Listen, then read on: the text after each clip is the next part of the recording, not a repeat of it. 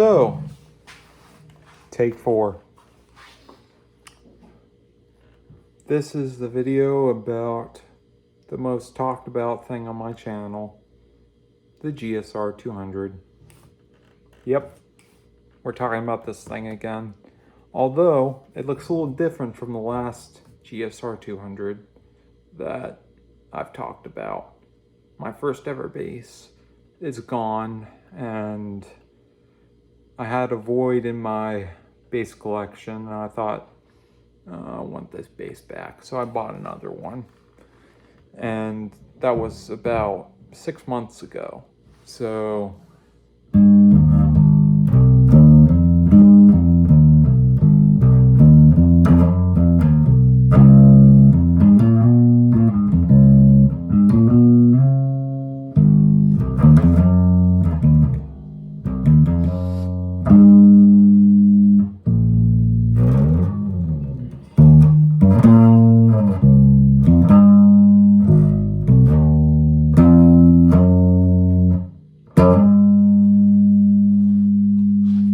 what's so great about the GSR 200? Not much, but there are a few things. There are a bunch of different versions that Ibanez make of basically the same model. There's a passive version of this, which has no active preamp, and I'd actually like to have one of those. There's a single pickup version with a P pickup, just like on this bass, but without the jazz pickup, and probably in a different color. And what else is there? Good features for about $200 if you're buying new $229 currently. And if you're buying something used, maybe you can get one for $100 or possibly less or more, somewhere around there. And this is a great bass for beginners, especially people with long fingers, not necessarily stubby fingers, but long enough fingers. It's good enough for a lot of players. I can reach around with it, extend my fingers for each fret if I wanted to in the lower positions, but I don't usually do that. It is an option on this bass because it is very comfortable. And going up into the higher positions, you'll notice that it has 2 extra frets if you were paying attention earlier. But just looking at the dots, you can tell that it has 22 frets. The standard P bass has 20, standard jazz bass has 20. So this bass has an extra 2 frets from that. Or added to that, not from it, added to it. Another feature that I really like is the reverse P pickup. Now this P pickup is not in its typical position. This magnet that is on the E and A string is set lower than it usually is towards the bridge. And then this part of the pickup that amplifies the D and G strings is closer to the neck. And so you get a deeper tone from the D and G strings and a more barky, mid-rangey tone from the E and A strings. Why would you want this?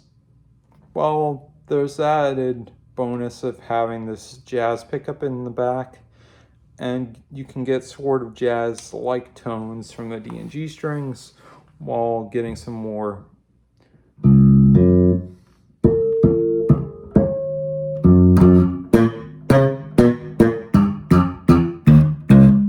so you can already hear the more, if you're listening closely enough, you can hear a difference between the D string and the A string. I'm just playing on the 5th fret of the A string and then playing the open D string as well. It's unison. That's what you call 2 of the same voice. Unison. So anyway, you can get a jazz bass like sound from the D and G strings, and a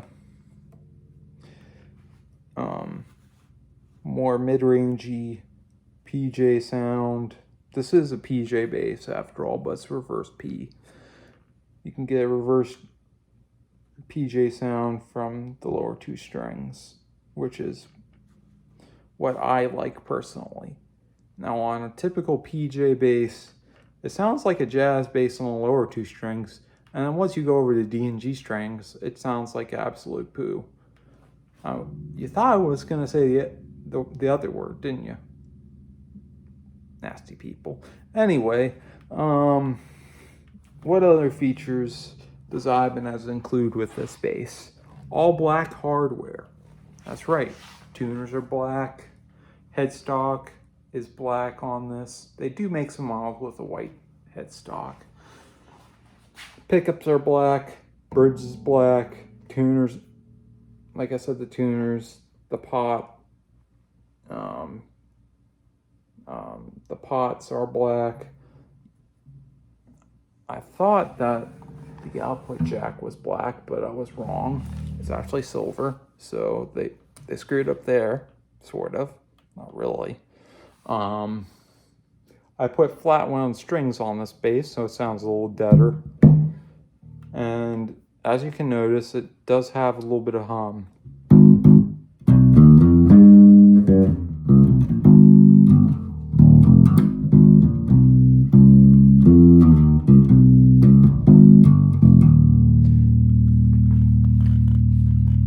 So I can't really stop shilling the Ibanez bassline products.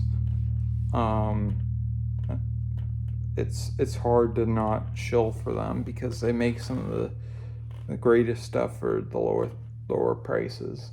I have an Ibanez 6-string bass, which I really enjoy, and that might be in another video once I decide to make it.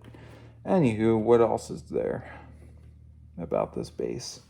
I think it comes with black strap pins, which have the strap lock feature. Not sure about that, but these are black, and they might be strap lock.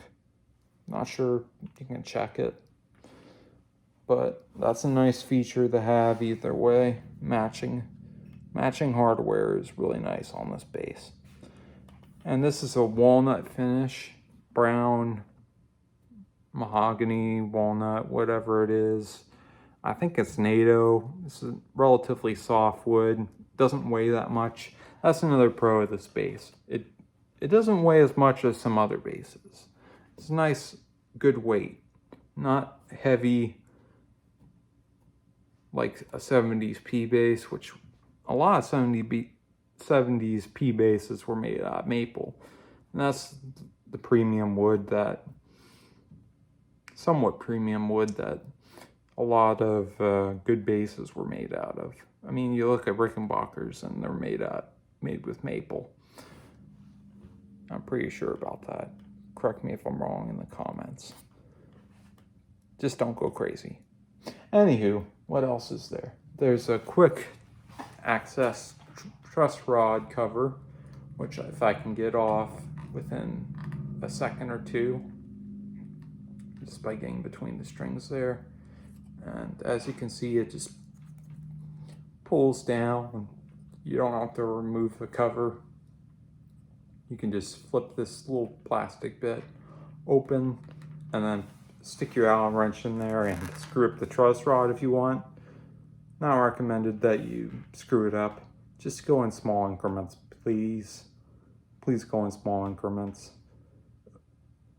Not exceeding half a turn, okay? Otherwise, you'll screw up your instrument.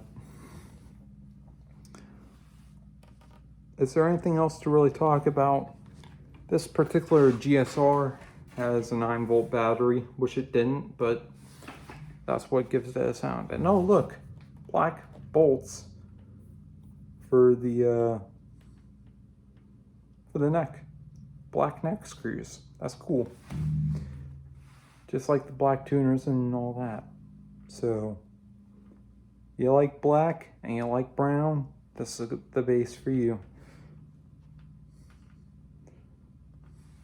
What else is there to talk about the Ibanez bases? They have all sorts of colors. If you're into that sort of looking for the right color base, if you're really into that, Ibanez has got you covered for the most part. It has they have a bunch of different finishes, a bunch of different models within the SR line. They also have a bunch of other lines of instruments which are pretty cool. I'm currently eyeing a Ibanez SRSC 806, and I would love to have that bass. That'd be such a cool instrument to own. Purple Heart fingerboard and stripes and the neck made out of Purple Heart. That'd be so cool to own. I'd love to have that. So if any of you find one under $600, hit me up. I don't have $600 that I can spend, but oh well. I'm a poor man with a lot of bases. That's what I can say. There'll be more in the future. Anyway, that's it for the video. Thanks for watching this absolutely crappy video, and I'll play a little bit of outro improvisation. Hopefully you'll enjoy. If you don't, whatever. You just wasted your time on a video and you can never get it back. Enjoy!